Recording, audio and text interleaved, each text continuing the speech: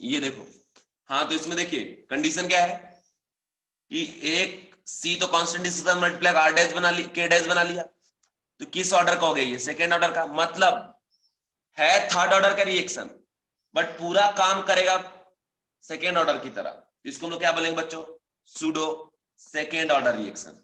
तो कंडीशन क्या हो जाता है? सूडो ऑर्डर का डेफिनेशन क्या लिखते हैं कि reaction in which kinetic of the reaction is studied by decreased order are known as what? Pseudo order reaction, and it happen when is in excess, ठीक है, which involve in rate law expression। Okay बच्चों, तो ये हो गया condition pseudo order reaction का। कुछ नहीं दिख रहा है बच्चों? क्लियर क्लियर वीडियो आ रहा है क्या? पहले ये बताओ, वॉइस में क्लियरिटी है? वीडियो क्लियर आ रहा है? ब्लर हो रहा है?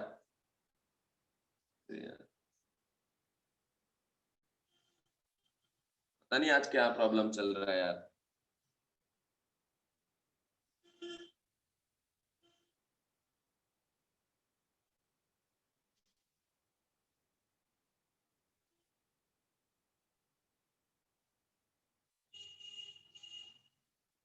अभी क्लियर आ रहा है बच्चों? अभी वीडियो क्लियर आ रहा है? देखो तो।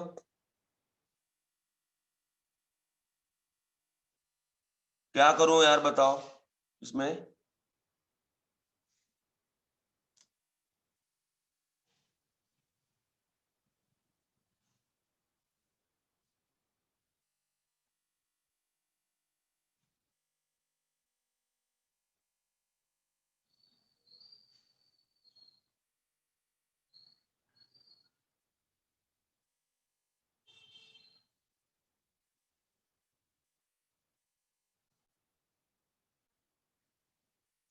अभी क्लियर आया?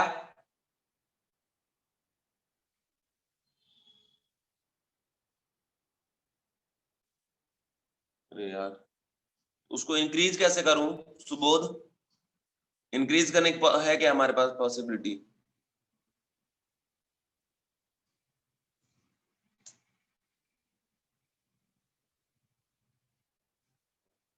जूम तो कर दूंगा, देखता हूं, एक मिनट रुक जाओ।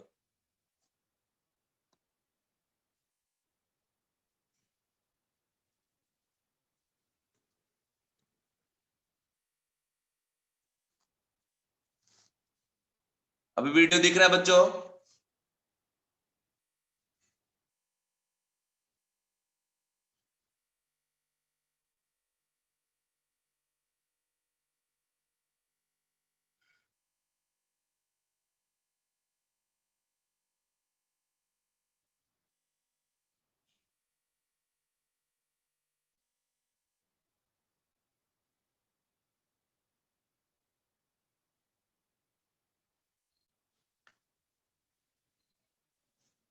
कैसा करूं बताओ फिर आप ही लोग? किसी और टाइम पे मीटिंग लूं क्या? किसी और टाइम पे?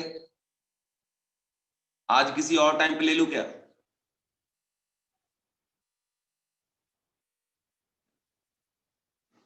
कितने बजे बोलिए? कितने बजे आप लोग फ्री रहते हो? आप जब बोलोगे यार, क्योंकि नेटवर्क का प्रॉब्लम है, अभी आपको दिख नहीं रहा होगा उधर, तो मजा नहीं आएगा फिर।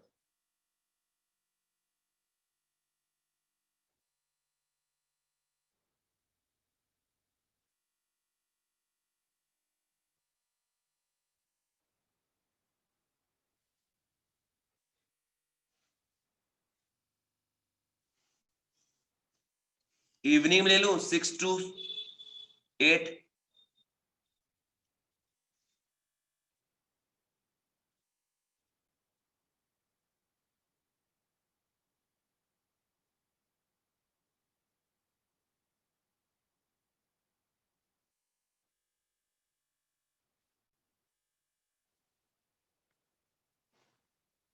अच्छा, अभी वीडियो क्लियर हो गया है क्या?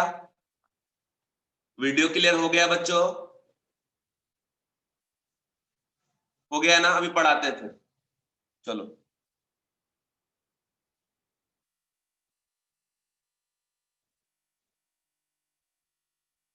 चलो देखो, हाँ तो इसमें देखिए सूडो ऑर्डर रिएक्शन का सारा बात आपको बता दी हमने बच्चों।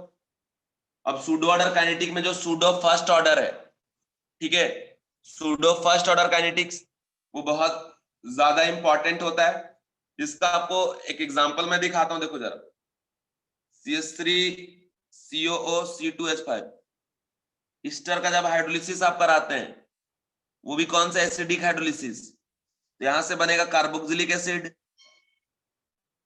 और साथ में बनेगा बच्चों अल्कोहल, ठीक है, कार्बोक्सिलिक एसिड बनेगा और साथ में अल्कोहल बनेगा। अब अगर इस रिएक्शन का आप रेट लिखते हैं तो R is equal to K CH3 COO C2H5 and यहाँ इस रिएक्शन में H प्लस भी इन्वॉल्व होता है, ठीक है। अब कंडीशन क्या है, ये जो H प्लस आप देख रहे हो behave as a what, catalyst, क्योंकि ये कैटलिस्ट है, इसका कंसंट्रेशन तो चेंज होने वाला नहीं है, तो concentration of H plus what, constant है ना। वेरिएबल सिर्फ कौन सा है, स्टर का कंसंट्रेशन।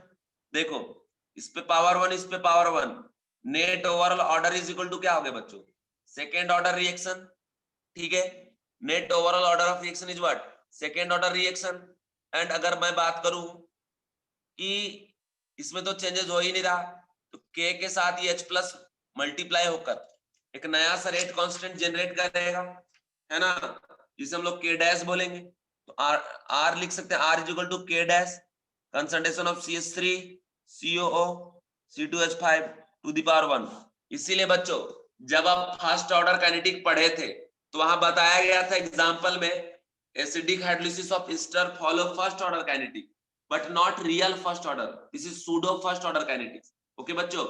या फिर इसके अलावा जो बोलते हैं inversion of cane sugar, inversion जो हम करते हैं केन सुगर का, वो भी सूडो ऑर्डर का रिएक्शन होता है। अब जैसे देखिए ये कैसा हो गया फर्स्ट ऑर्डर का, बट यहाँ रेट कांस्टेंट क्या है, K डैश है। इस चीज का आपको ध्यान रखना पड़ेगा, याद रखना पड़ेगा, तब जाके आप प्रॉब्लम सॉल्व कर सकते हैं। तो ये हो गया बच्चों सूडो फर्स्ट ऑर्डर रिएक्शन, जिसमें हम K डैश कैसे निकालेंगे, तो 0.693 अपॉन T हाफ, ओके। तो ये K डैश का वैल्यू आ गया। तो जैसे आप K डैश का वैल्यू निकालेंगे फिर यहां से कर सकते हैं K dash equal to K into concentration of what, H plus.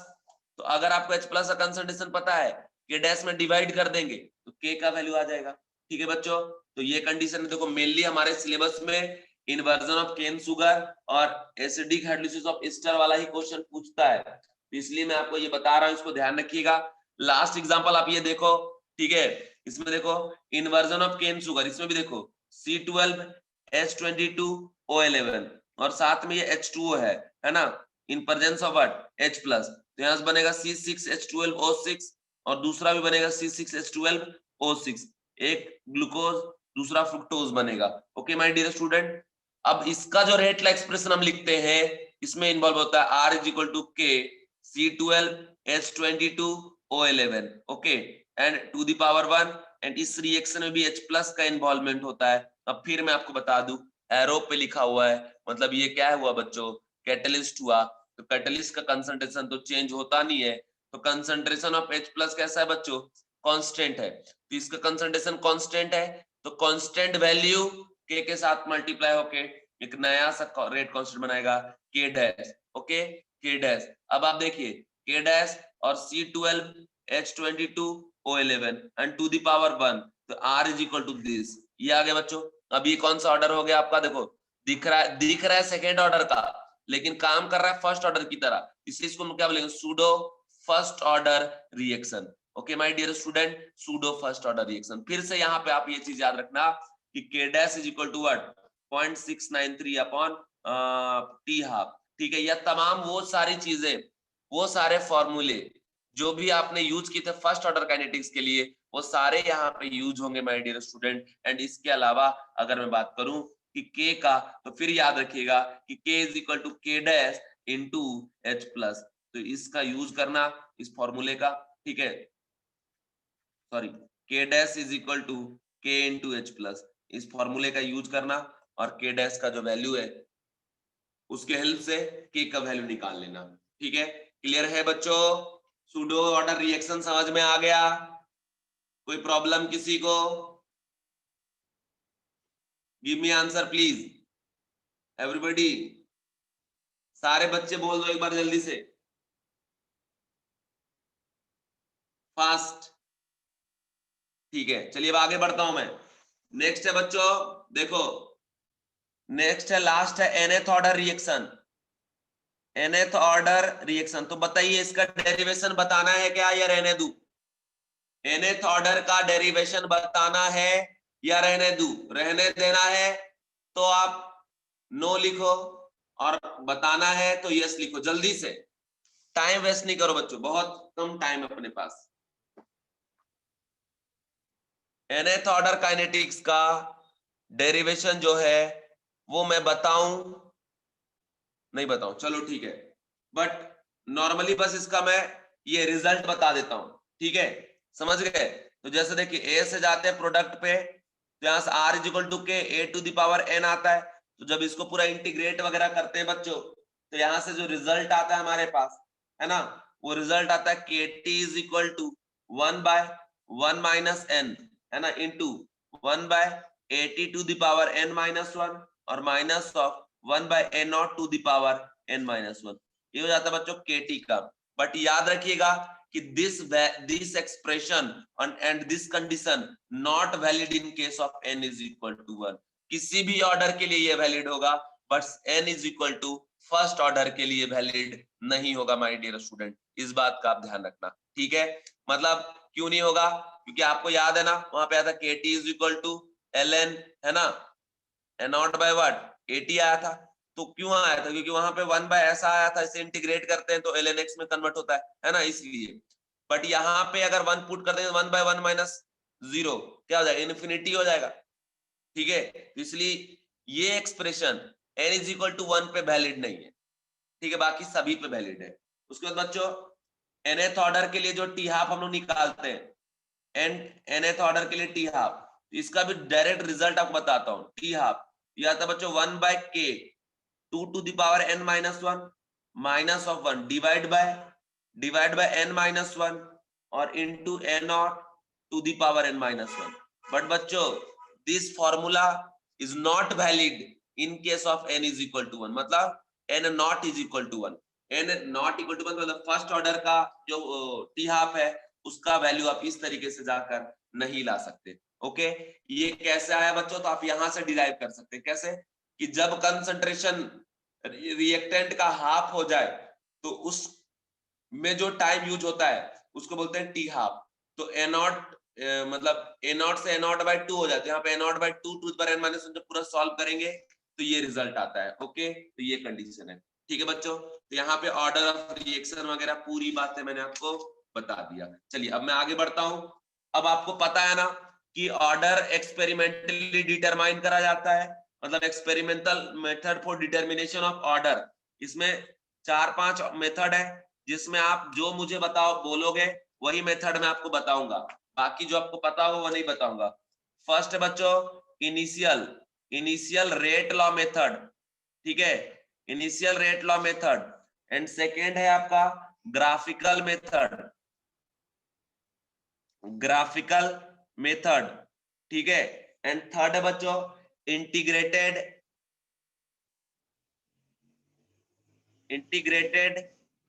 Rate law method.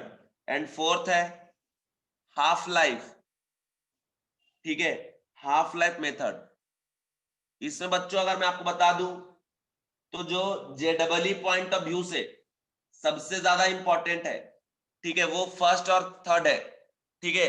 जेडबलई point of view, board point of view, initial rate law method and integrated rate law method are very important. But graphical and half life method rarely use होगा, लेकिन ऐसे problem में use होगा जहां पे आपको इसके बगैर आप सॉल्व नहीं कर पाएंगे। मतलब ये लेस इंपॉर्टेंट है क्योंकि बहुत ज्यादा ये पूछता नहीं, इन दोनों से पूछता है। अब मैं आपसे पूछता हूं इन चार में से आपको कौन सा मैं बता दूं या एक एक केसेस लेकर सबका बता दूं? ये मुझे जल्दी बताओ, बिना टाइम खराब करे, बिना टाइम खराब किए जल्दी बता दीजिए बच्चों। फर्स्ट वाला बताना है, यस या नो? यस या नो? नो लिखोगे नहीं बताऊंगा, यस लिखोगे बताऊंगा। देखो आपके लिए मैं इतना मेहनत कर रहा हूं, जल्दी बोलो। ऑल बताने हैं, ऑल बताने, चलो ठीक है, ठीक है, चलो सबको देखो ध्यान से, क्योंकि बोर्ड पॉइंट ऑफ व्यू से बहुत इंपॉर्टेंट। मेरे टाइम मैंने जब बोर्ड एग्जाम दिया था तो इनिशियल रेट लॉ मेथड का क्वेश्चन आया है, और जेई मेंस में, ठीक है, जेई मेंस में भी इससे रिलेटेड क्वेश्चन आ चुका है। तो अब जरा आप देखो कंडीशन क्या है बच्चों, कि जब आप order of reaction find out करते हैं तो आपको मैंने बार बार बताया कि एक्सपेरिमेंटल कंडीशन है, एक्सपेरिमेंटल डाटा पे बेस्ड होता है, ठीक है, इसको हम लोग अपने मर्जी से फाइंड आउट नहीं करते, ठीक।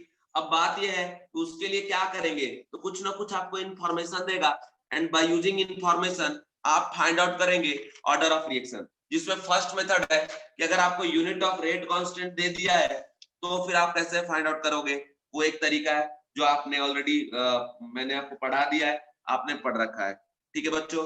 अभी मैं दूसरा आपको बताता हूँ, दूसरा कंडीशन आप देखो, बताता हूँ, जो ध्यान से देखना। जैसे फर्स्ट मैं आपको बताने जा रहा हूं इनिशियल रेट लॉ मेथड, ध्यान से देखना बच्चों, बोर्ड पॉइंट ऑफ व्यू से बहुत इंपॉर्टेंट है, 5 मार्क का क्वेश्चन आता है बोर्ड में, ठीक है। अब कंडीशन देखिए, इनिशियल रेट लॉ मेथड ये बच्चों कि डिफरेंट डिफरेंट कंडीशन पे जाकर डिफरेंट डिफरेंट जो उसका इनिशियल रेट होगा, initial rate, rate at time t tends to 0, ठीक है, उसको बोलते हैं इनिशियल रेट। आपने पढ़ा था ना कि जब t टेंस टू 0 कर देंगे, है ना, जस्ट इनिशिएट जब हो रहा है, जब जस्ट स्टार्ट हो रहा है, उस कंडीशन का जो रेट होगा उसको हम लोग क्या बोलते हैं बच्चों, इनिशियल रेट बोलते हैं। अभी जैसे एक एग्जांपल बता रहा हूं कि a प्लस बी से जा रहे प्रोडक्ट पे, ठीक है, a प्लस बी से जा रहे प्रोडक्ट पे, अब कंडीशन बोल रहा है कि calculate order of reaction with respect to a with respect to b, and साथ में बोल रहा है राइट रेट लॉ एक्सप्रेशन, उसके बाद बोल रहा है calculate value and unit of rate constant, third fourth बोल रहा है बच्चों what will be the effect of rate if volume of container is double. तो जो भी चीजें हैं उसको फाइंड आउट करने के लिए, जो भी चीजें हैं उसको फाइंड आउट करने के लिए हमें order with respect to X और वाई बी पता होना चाहिए, ए और बी, अगर वो पता हो गया तो कोई दिक्कत ही नहीं। मतलब इन जनरल अगर हम लिख दे R is equal to K, A का पावर में एक्स और बी का पावर में वाई, इसमें कोई दिक्कत नहीं है, ठीक है। अब एक बात मैं बता दूं बच्चों, चूंकि 2 रिएक्टेंट है इसलिए ए और बी इन्वॉल्व हुआ, 3 रिएक्टेंट होता तो 3 इन्वॉल्व होता, 4 रिएक्टेंट होता तो 4 इन्वॉल्व होता। अब एक कंडीशन याद रखिएगा कि जितने रिएक्टेंट होंगे उससे एक ज्यादा आपको एक्सपेरिमेंट करना पड़ेगा, ठीक है। अगर 2 रिएक्टेंट है तो 3 एक्सपेरिमेंट होगा, 2 रिएक्टेंट है तो 3 एक्सपेरिमेंट होगा, 3 रिएक्टेंट होता तो 4 एक्सपेरिमेंट होगा, अगर 4 रिएक्टेंट होता तो 5 एक्सपेरिमेंट होता। जैसे हम पहले यहां लिख देंगे एक्सपेरिमेंट नंबर 1 2 3, है ना बच्चों, एक्सपेरिमेंट नंबर 1 2 3। अब ये ए नॉट मतलब initial concentration in terms of mole पर लीटर, और ये इधर से बच्चों B not that is initial concentration of B, not से रिप्रेजेंट करते हैं इनिशियल कंडीशन को, तो ये हो गया मोल पर लीटर। एंड में बच्चों initial rate that is, initial rate मतलब rate tends to time tends to what 0, तब उसको आर नॉट बोलेंगे, और इसका यूनिट क्या होता है मोल पर लीटर टाइम इनवर्स, ठीक है बच्चों। अब देखें यहाँ पे क्या दे रखा है, फर्स्ट में बोला कि इनिशियल कंसंट्रेशन हमने जब लिया इसका 2 × 10 का पावर -2, ठीक है। देखिए क्योंकि 2 रिएक्टेंट है इसलिए 3 एक्सपेरिमेंट हमको चाहिए ही, अगर 2 रिएक्टेंट 2 एक्सपेरिमेंट तो फाइंड आउट नहीं कर पाओगे, ठीक है। और बी के लिए दे रखा है बच्चों 3 × 10 का पावर -3 मोल पर लीटर, ठीक है। तो उस टाइम पे इनिशियल रेट ऑब्जर्व हुआ है 5 × 10 का पावर -6, ठीक है। दूसरा कंडीशन है बच्चों, सेकेंड एक्सपेरिमेंट में हमने ए नॉट कंसंट्रेशन ले लिया 4 × 10 का पावर -2, ओके, और बी नॉट का ले लिया हमने 3 × 10 का पावर -3, ठीक है बच्चों। तो अब कंडीशन क्या है, 4 × 10 का पावर -2, 3 × 10 का पावर -3। सर स्क्रीन क्लियर नहीं है, ओहो कैसा करूं बच्चों, आप ही बताओ यार। देखो मेरे को तो पढ़ाने में बहुत मजा आ रहा है, मैं पढ़ा रहा हूँ, लेकिन ये स्क्रीन जो है नेट का प्रॉब्लम लगता चल रहा है आज, इसलिए ऐसा हो रहा है। अभी दिख रहा है, पूरा जूम कर दिया हूं, अभी क्लियर दिख रहा है क्या?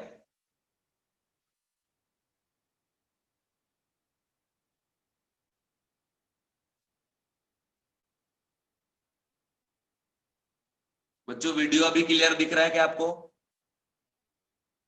थोड़ा दिख रहा है, जूम तो और हो पाएगा लो। ये जूम करने पे और क्लियरिटी खराब हो जाता है। देखो अभी अभी क्लियर दिख रहा है क्या?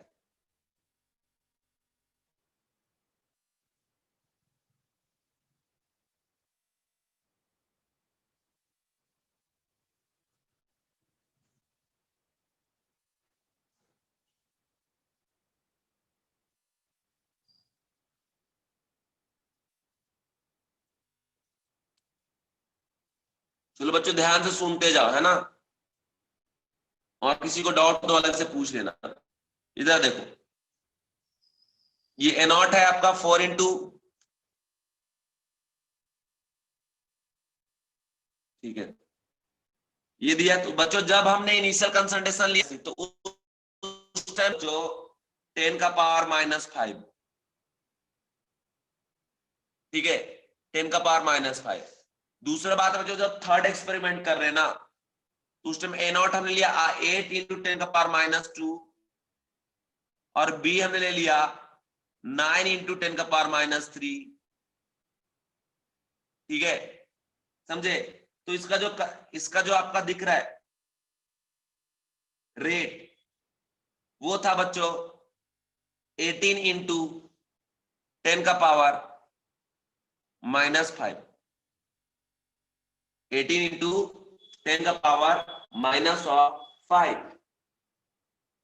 Okay okay my dear student, अब जरा देखिए इसको सॉल्व कैसे करेंगे। ठीक है, तो सबसे पहले प्यार से तो आप ये लिखेंगे R is equal to K A का पावर x, और b आप इंक्रीज कर दीजिए, डिक्रीज कर दीजिए। रेट में तो फर्क पड़ेगा, बट ऑर्डर में कोई भी चेंजेस आने वाला नहीं है, ऑर्डर हर बार कांस्टेंट। तो ये रिएक्शन को हम 3 तरीके से नहीं 10 तरीके से करवाएं, 10 एक्सपेरिमेंट कर ले, तभी ऑर्डर में कोई फर्क नहीं पड़ेगा। ओके बच्चों, तो देखो सबसे पहले क्या करिए कि आप यहाँ पे पहले इसमें पुट करते जाइए। आर नॉट जो है फर्स्ट एक्सपेरिमेंट कितना है, 5 इंटू 10⁻⁻6 इनिशियल रेट। के का वैल्यू भी तो कांस्टेंट है, ये तो चेंज नहीं होगा, ठीक है, के का वैल्यू के ही रहेगा। अब जो ए का वैल्यू है, ए नॉट का वैल्यू, वो क्या जाएगा 2 into 10⁻⁻2 and to the power क्या होगा x। और इनिशियल कंसंट्रेशन ऑफ बी कितना है बच्चों, 3 into 10⁻⁻3 and to the power y। ये बन गया इक्वेशन नंबर 1। ठीक है बच्चों, तो अब देखो चूंकि यहाँ पे 3 वेरिएबल है, इसलिए 3 इक्वेशन हमें चाहिए। अब सेकेंड हम जाते हैं, सेकेंड में देखिए, सेकेंड में रेट क्या था, 10⁻⁻5 इज इक्वल टू के तो के ही रहेगा, और यहां से 4 into 10⁻⁻2 to the power x and 3 into 10⁻⁻3 to the power y। This is second experiment का सेकेंड रेट वाला एक्सप्रेशन आया। ओके बच्चों, अब जरा आप देखो, इसको ऐसे लिख सकते हैं कि 10 into 10⁻⁻6, 10 से मल्टीप्लाई भी कर दिए, और 10 into 10⁻⁻2 to the power x and 3 into 10⁻⁻3 to the power y। This is experiment number 2। ठीक है, यही चीज रहा 2, उसको अलग तरीके से लिख दिए। थर्ड कंडीशन है my dear student, third experiment कि बोला है रेट हो जा रहा है 18 into 10⁻⁻5 is equal to K, है ना, और साथ में 8 इंटू 10⁻⁻2 का पावर x और 9 into 10⁻⁻3 to the power y। This is experiment number third. ये जो डाटा हमने पुट किया है एक्सपेरिमेंट नंबर थर्ड से, मतलब जब a का वैल्यू हम ये लेंगे और b के लिए कंसंट्रेशन ये लेंगे, उस टाइम पे रेट ये ऑब्जर्व होगा। ठीक है बच्चों, इसको हम ऐसे लिख सकते हैं कि 10 से मल्टीप्लाई 10 से डिवाइड कर देंगे, क्या जाएगा 180 into 10⁻⁻6 is equal to K 8 into 10⁻⁻2 to the power x and 9 into 10⁻⁻3 to the power y। ये भी एक्सपेरिमेंट नंबर क्या हो गया बच्चों, 30 रह गया। ठीक है, बस हमने क्या किया, 18 को 180 बना दिए। क्यों बनाए, तो चूंकि हमको सभी में 10⁻⁻6 चाहिए था, ये चीज का ध्यान रखिए, एक टाइप का रहना चाहिए तब अच्छा रहे। अब क्या करो बच्चों, सीधा सा 1 में आप 2 डिवाइड कर दीजिए। ठीक है, अब डिवाइड करते वक्त इस बात का ध्यान रखिए कि सारा कैंसिल, अगर 1 में आप 2 डिवाइड करते हैं तो देखो यहां भी इनिशियल कंसंट्रेशन बी का कितना है 3 इंटू 10⁻⁻3, और यहाँ भी कितना है 3 इंटू 10⁻⁻3। तो ये वाला पूरा टर्म क्या हो जाएगा, कैंसिल आउट, के और के क्या हो जाएगा, कैंसिल आउट। तो सिर्फ एक ही वेरिएबल ना बचेगा, कौन सा, x बचेगा। ओके माय डियर स्टूडेंट, तो अब देखो कंडीशन है कि भैया 1 में अगर 2 डिवाइड कर देंगे तो 5 इंटू 10 का power minus 6 divide by 10 into 10 का power what minus of 6 is equal to k into 2 into 10 का power minus 2 to the power x divide by k into 4 into 10 का power minus 3 to the power y and divide by 3 into 10 का power minus 3 to the power y। ये वाला term क्या हो गया बच्चों, पूरा कैंसिल आउट, ये k और k क्या हो गया, कैंसिल आउट, ठीक है। ये 10 का पावर माइनस 6 हो गया कैंसिल आउट, ये 5 टू द पावर x है ना, और डिवाइड बाय 4 इंटू 10 का power minus 2 to the power x। इसको मैं ऐसे लिख सकते बच्चों कि 1/2 is equal to 2/4 to the power x। तो ये 10 पर -2 क्या हो गया बच्चों, कैंसिल आउट, 2 2 जा क्या हो गया, कैंसिल आउट, यहां से आ गया 1/2 is equal to 1/2 to the power x। तो देखिए ये दोनों अगर इक्वल है, बेस 1/2 है, यहाँ का बेस 1/2 है और इसके पावर में x है, तो इसका मतलब दोनों का पावर भी सेम होगा। तो यहां से क्या आ गया बच्चों, x इज इक्वल टू 1। तो देखिए order with respect to a हमारे पास आ गया, लेकिन ध्यान रखिए हमने 1 में 3 क्यों नहीं डिवाइड किया, 1 में 3 क्यों नहीं डिवाइड किया, तो इसलिए नहीं किया क्योंकि 1 और 3 में b का भी कंसंट्रेशन वेरी कर रहा है और a का भी कंसंट्रेशन वेरी कर रहा है, तो इससे तो आउटपुट नहीं निकलता। 2 और 3 को डिवाइड क्यों नहीं किया, क्योंकि b और a दोनों कंसंट्रेशन वेरिएबल है इक्वेशन नंबर 2 और 3 में। इस वजह से बच्चों हमें ध्यान रखना है कि कोई बच्चों 1, ठीक है। अब दूसरा कंडीशन मैं आपको बताता हूं। सेकेंड कंडीशन ये है कि अब हम इक्वेशन नंबर 2 में डिवाइड करने जा रहे हैं बच्चों, इक्वेशन नंबर 2 में डिवाइड करने जा रहे हैं इक्वेशन नंबर 3, ठीक है। सपोज ये काम हम अगर करने जा रहे हैं, ठीक है ना, या फिर ये करो 2 में 3 डिवाइड करो, या फिर आप 3 में 1 डिवाइड करो तो भी रिजल्ट आएगा, कोई भी करो कोई टेंशन नहीं, दोनों बात बराबर है। एक फाइंड, मान लो कि हम 3 में 1 डिवाइड कर रहे हैं, सपोज इससे हम निकाल रहे हैं, तो 3 में 1 अगर डिवाइड कर रहे हैं तो थर्ड इक्वेशन क्या था बच्चों कि 180 इंटू 10 का power minus 6 is equal to K, है ना, और a का वैल्यू था 8 इंटू 10 का power minus 2 to the power x and 9 into 10 का power minus 3 to the power y, ठीक है। तो ये चीज हमने यहाँ लिख दिया। इसके बाद है बच्चों, इसके बाद का कंडीशन है, इसमें डिवाइड कर रहे हैं फर्स्ट इक्वेशन में क्या है, 5 इंटू 10 का power minus 6 is equal to K 2 into 10 का power minus 2 to the power x and 3 into 10 का power minus 3 to the power y। Divide करना है ऐसे, ठीक है बच्चों। अब देखो जरा, इससे ये कैंसिल आउट हो गया, ठीक है, इससे ये कैंसिल आउट हो गया, और देखो 5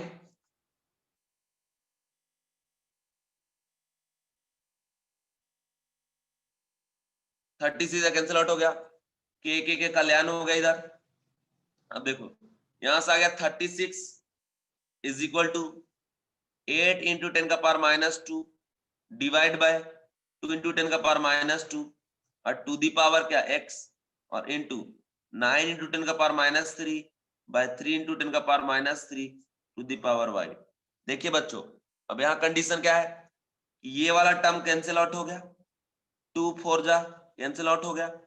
अब देखो यहाँ पे 36 इज इक्वल टू, और ये 10 पर माइनस 3 कैंसिल आउट हो गया, यहाँ पे ये टर्म भी कैंसिल आउट हो गया, 3 3 जा भी क्या हो कैंसिल आउट। अब देखो यहां से क्या 4 to the power x and 3 to the power y।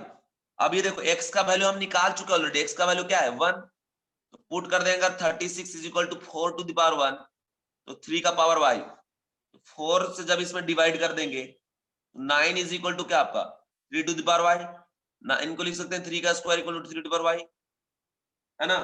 तो यहां से देखो y का वैल्यू क्या हो गया बच्चों 2, ऑर्डर विद रिस्पेक्ट टू क्या आ गया, b क्या आ गया 2 आ गया। अब अगर हमें रेट ला एक्सप्रेशन लिखना है तो k a का पावर में 1 और b का पावर में 2, लेकिन याद रखना चूंकि यहां पे हमारे पास 2 ही रिएक्टेंट था a और b, इसीलिए 3 एक्सपेरिमेंट, अगर 3 रिएक्टेंट होता तो 4 एक्सपेरिमेंट चाहिए, ये बात। अब फर्स्ट क्वेश्चन हमने बोला रेट ला एक्सप्रेशन निकाल ले, उसके बाद बोला मैंने बताओ ऑर्डर विद रिस्पेक्ट टू ए क्या है बी क्या है, वो भी आपने लिख दिया, कोई टेंशन नहीं। बोले बाबू बताओ के का वैल्यू क्या है, तो के का वैल्यू आपको पता है रिएक्शन बदलने से के का वैल्यू नहीं बदलता, मतलब वैल्यू रिएक्टेंट प्रोडक्ट के कंसंट्रेशन आप बदलोगे तो उसका के का वैल्यू नहीं बदलता। अब कंडीशन क्या है कि यहाँ पे एक्स का वैल्यू हमको पता है, वाई का वैल्यू हमको पता है, पुट कर देंगे तो यहाँ से वैल्यू आ गई, ये वैल्यू है, तो जब पूरा कैलकुलेट करेंगे के का वैल्यू आ जाएगा। तो आप इक्वेशन 1 से निकालो, 2 से निकालो या 3 से निकालो, कहीं से भी निकालो के का वैल्यू आ जाएगा। अब यूनिट अगर के का मान लो आपको निकालना है तो यूनिट ऑफ के कैसे निकालते हैं बच्चों, तो वो जनरल फॉर्मूला लगा देंगे कि मोल पर लीटर टू द पावर क्या 1 माइनस एन, एन का वैल्यू क्या है थर्ड ऑर्डर तो 1 माइनस 3, और साथ में क्या बच्चों टाइम इनवर्स आ जाएगा यहां से। उसके बाद बोल रहा है what will be the effect on rate if volume of container is double. तो सीधी बात याद रखो बच्चों कि अगर हम वॉल्यूम मान लो पहले इनिशियल था एन ए बाई भी, अब बाद में कर देंगे एन ए बाई टू भी, तो ये कंसंट्रेशन सी तो यहाँ पे क्या हो जाएगा सी बाई टू, तो कंसंट्रेशन ऑफ ए क्या हो गया C by two, and concentration of B भी क्या हो जाएगा बच्चों सी बाई टू ही हो जाएगा। तो अगर बात करें आर इज इक्वल टू के सी बाई टू का पावर वन, मतलब सी ए बाई टू का पावर वन या फिर ए बाई टू का पावर वन, और यहाँ बी बाई टू का पावर क्या आपका टू, तो देखिए के वन बाय ए का पावर वन और टू, और यहाँ पे इंटू बी का square to the power divide by four, four टू जा क्या हो गया बच्चों एट, तो के बाय एट इंटू ए का पावर वन एंड बी का क्या आपका स्क्वायर।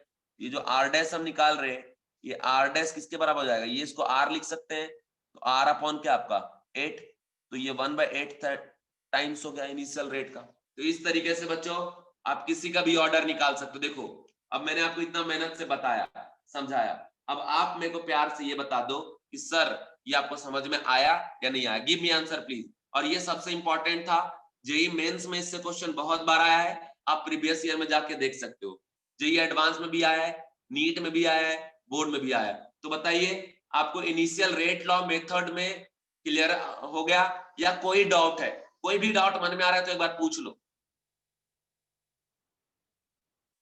लास्ट वाला पार्ट फिर से बताओ, ठीक है कौन सा, ये वॉल्यूम वाला पार्ट, ओके। इसके अलावा और किसी को कोई डाउट, इसके अलावा बच्चों सारे बच्चे प्लीज रिप्लाई कर दीजिए एक बार, मुझे एनर्जी प्रोवाइड करिए, मुझे एनर्जी बच्चे ही देते हैं है ना, जब वो रिप्लाई करते हैं तो मुझे एनर्जी मिलता है। अब जरा इधर देखो आप, अब इधर जरा देखो, कंडीशन फिर से मैं बोल रहा हूं कि कंडीशन क्या है, initial concentration and A by B हम लोग लिखते हैं, तो अगर मोल ऑफ एयर भी लेंगे तो कंसंट्रेशन किसका आ जाएगा ए का, लेकिन अगर बोल रहा है कि वॉल्यूम को हम डबल कर दे रहे, वॉल्यूम को डबल कर दे रहे, तो एन ए बाई टू भी करेंगे, एन ए बाई बी हो गया कंसंट्रेशन ऑफ ए और डिवाइड बाय क्या आपका टू, तो सेम बी के साथ भी ऐसा हो रहा है concentration of B divide by to.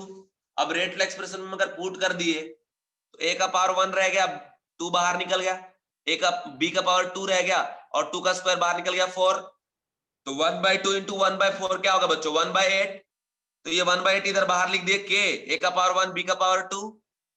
तो अभी देखो ये जो टर्म है ये क्या इनिशियल रेट है, तो इनिशियल रेट में 1/8 टाइम से चेंज हो जा रहा है R dash if volume of concentration double, okay. तो ये कंडीशन था लास्ट, क्लियर है बच्चों, क्लियर है। इसके लिए एक आरके टेक्निक भी हमारे पास है, आरके टेक्निक देखिए क्या आरके टेक्निक, सीधा सा कितने फैक्टर से रेट में चेंज आ रहा है, change in rate, change in rate अगर आपको निकालना है तो सीधा याद रखना कि 1 बाय चेंज इन वॉल्यूम, ठीक है, change in volume to the power 8 sorry to the power n, where n is order of reaction, overall order of reaction not individual, ठीक है। अब जरा आप देखो, या फिर जिसके रिस्पेक्ट में चेंज होगा उसी को सिर्फ यहां काउंट करेंगे। अब देखिए तो 1 बाय चेंज कितने को रहा है 2 का, और ए के रिस्पेक्ट में भी चेंज हो रहा है, बी के रिस्पेक्ट में भी चेंज हो रहा है, इसलिए ओवरऑल क्या हो गया 3 1/8। आर। ऐसे आप निकाल सकते हैं आंसर बिना कुछ करे। ठीक है बच्चों, बच्चों क्लियर है? ओके माय डियर स्टूडेंट, मेरे प्यारे बच्चों, चलिए अब आगे बढ़ता हूं। सेकेंड मेथड मैं आपको बताता हूं, ग्राफिकल रिप्रेजेंटेशन मेथड।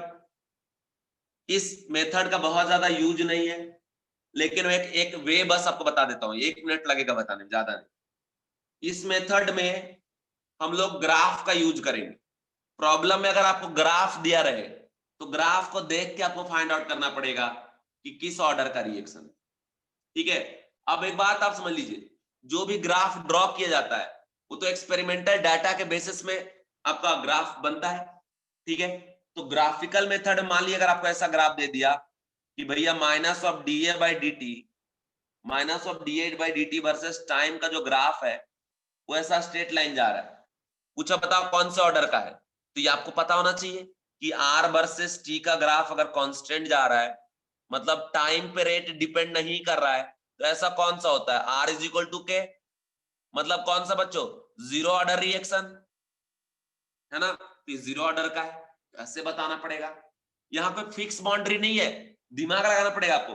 मान लो ऐसे दिया है कि minus of D A by D T, minus of D A by D T versus A not का पावर क्यू, ऐसे जा रहा है, मतलब initial concentration to the power Q में स्ट्रेट लाइन ग्राफ जा रहा है। मतलब आप ये कह सकते हैं rate directly proportional to N not to the power Q, because minus D by D is what, rate of reaction with respect to A. Follow what order, third order, क्योंकि अगर आप लिख दे प्रोपोर्शनलिटी कांस्टेंट हटा के ए not का power 3, तो 3 क्या हो गया, ऑर्डर ऑफ रिएक्शन। कौन सा ऑर्डर का निकल गया बच्चों, ये थर्ड ऑर्डर का निकल गया। समझ रहे हो? अगर कभी आपको ऐसा दे दिया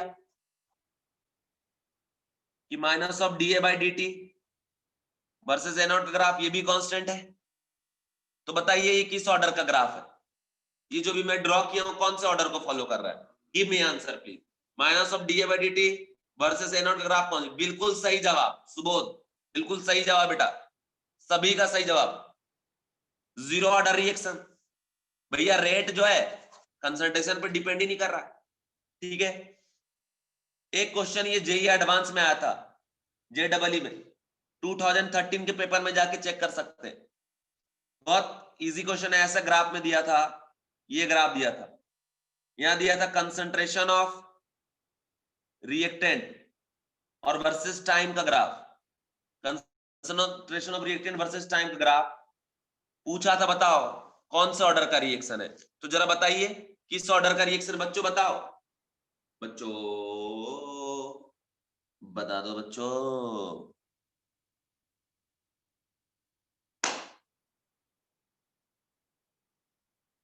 बिल्कुल सही किरण, गजब कर दिए यार तुम लोग, सही जवाब है बिल्कुल। कैसे? AT is equal to A not minus what, KT। Slope कैसा है,